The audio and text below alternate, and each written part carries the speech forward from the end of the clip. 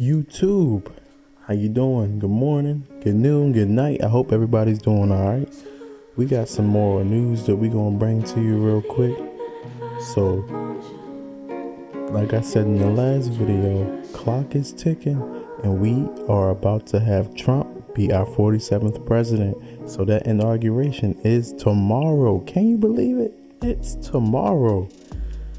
And there already is a lot of things that are transpiring even before he's in office. They had a ceasefire in Israel. There are people that are volunteering to go back that were illegal immigrants. Life's starting to trend in a good direction, if you ask me. You didn't, so I'm going to say it anyway. But anyway, speaking of inauguration, there's some people performing, and I'll put that in another video. But this one is about who's actually not going to be there. Before we get to it, I wanted to thank you guys for getting me to 1,000 plus. And I wanted to keep trying to grow, so like, comment, and subscribe. And I'm going to continue to bring you guys as much content as I can in a timely fashion. Anyway, I hope you guys are continuing with your New Year's resolution. I hope nobody gave up. You're going to lose that weight. You're going to make that money. You're going to get that job, whatever you got going on. It's going to happen.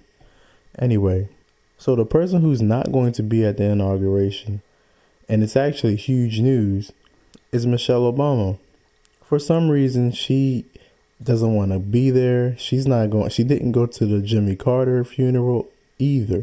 So it seems like anywhere where Trump is, or Trump and Biden for that matter, she doesn't want to be.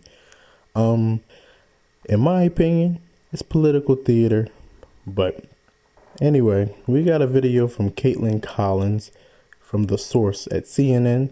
She's got her bit and we're going to listen and react. So without further ado, let's get right to it.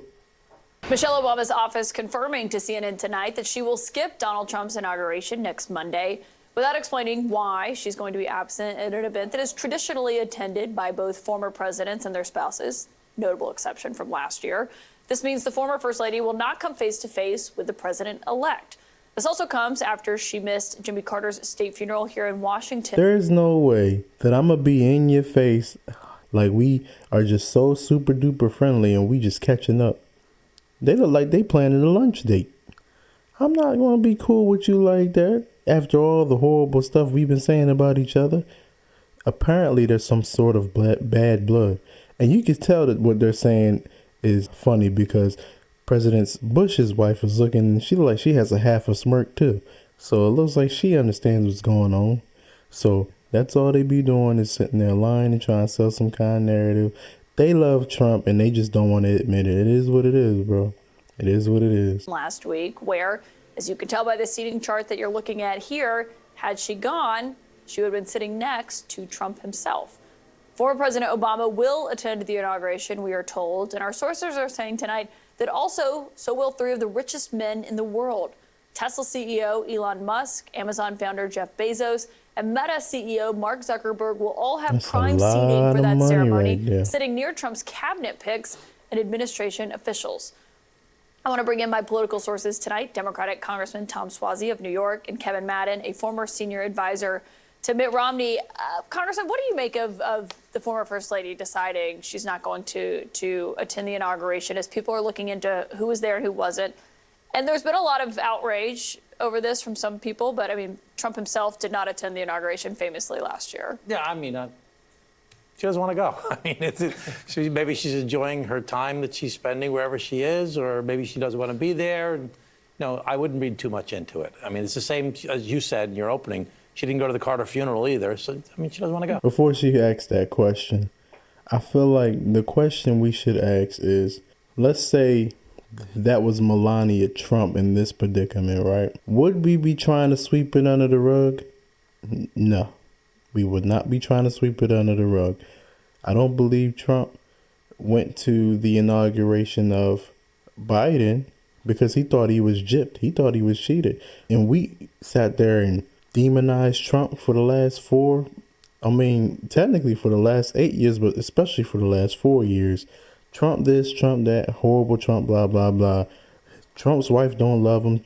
All this nonsense. That's all people been talking about. You see how he just tried to deflect about the situation with Michelle? She just doesn't want to go. You would not let it fly if it was the other way around. Who are we kidding? Do you see it as a statement yourself?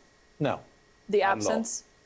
I don't either. Yeah, I think the congressman's right. I mean, if you talk to Republicans, Democrats, anybody who's had any interactions with Michelle Obama, she does not really love this stuff, the politics. She doesn't love the pomp and circumstance that comes with a lot of the political histories that we have, right? Well, also, a lot of the history, a lot of the traditions that we have. So. In addition to that, the guy being sworn in has, questioned Right. her husband's My wife's birth, not coming either. where he was born. And you know what? It'd be worse, I think, for Michelle Obama, and it probably wouldn't be authentic to herself if she went not wanting to be there, right? Yeah. And then, imagine and we know, like, with the cameras all being on her, trying to get all the reactions, if you think about just the roadblock coverage, that every single tiny reaction that came from President Carter's funeral. Yeah, imagine we're having looking that, at it right here. Yeah. And let me just say that, you're not hearing as much from Democrats this time about a mass number of people not coming.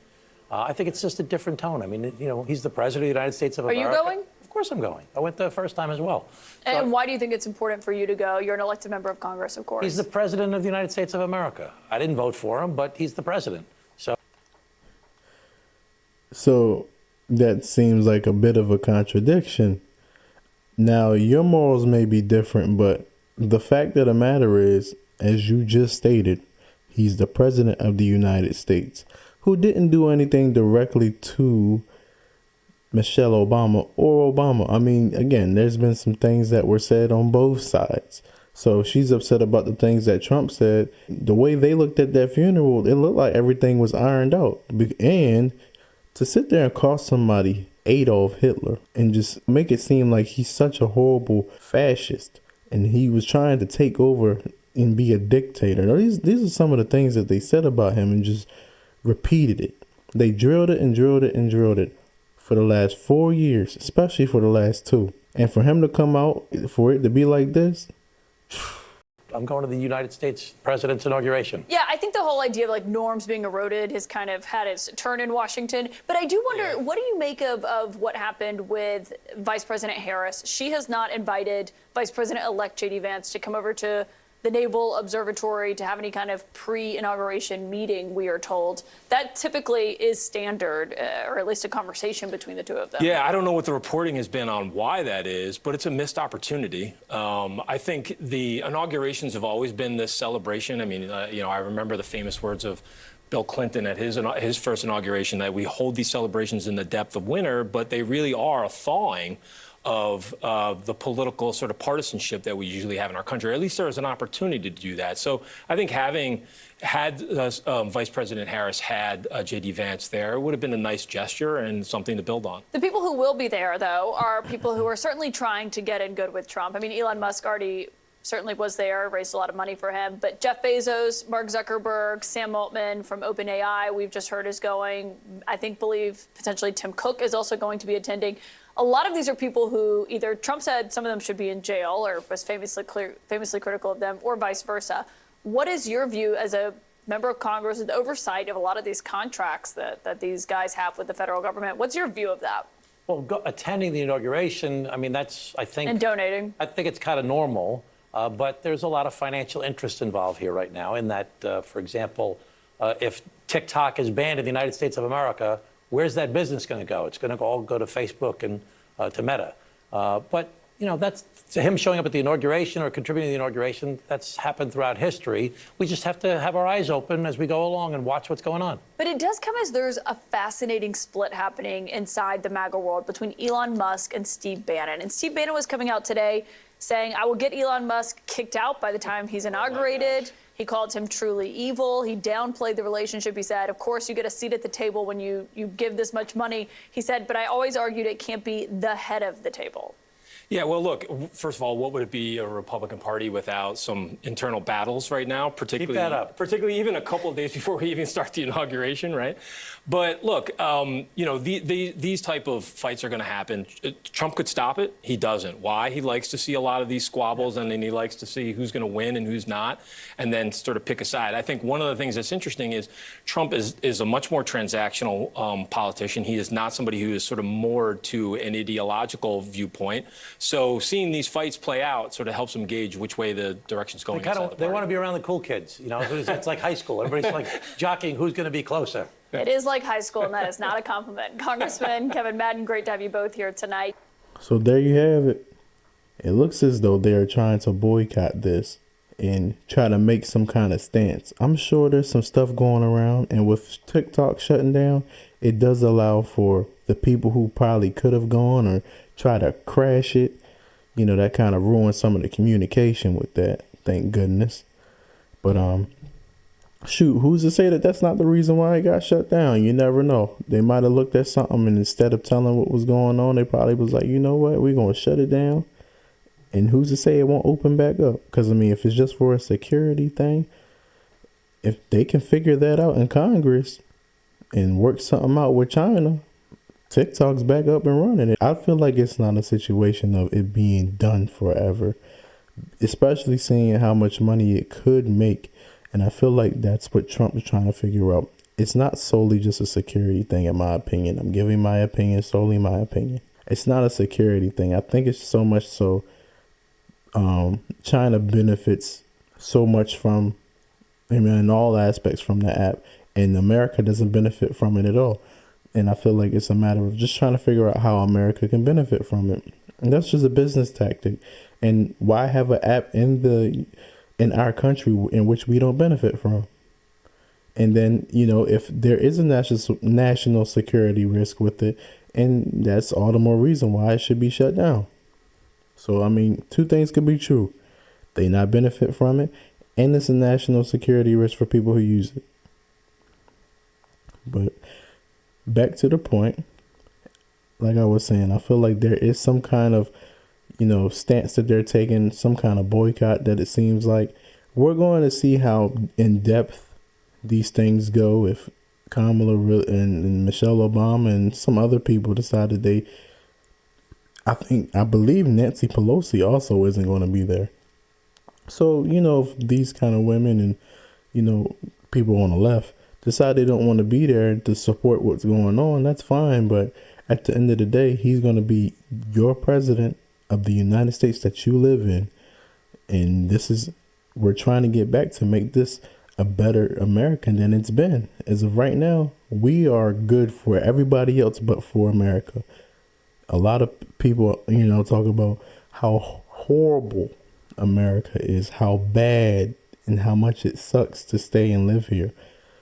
It's hard to be in a situation where you're giving to other countries or you're giving to other people. I'll make it more relatable. You're giving it to other people as opposed to trying to keep it to make yourself better.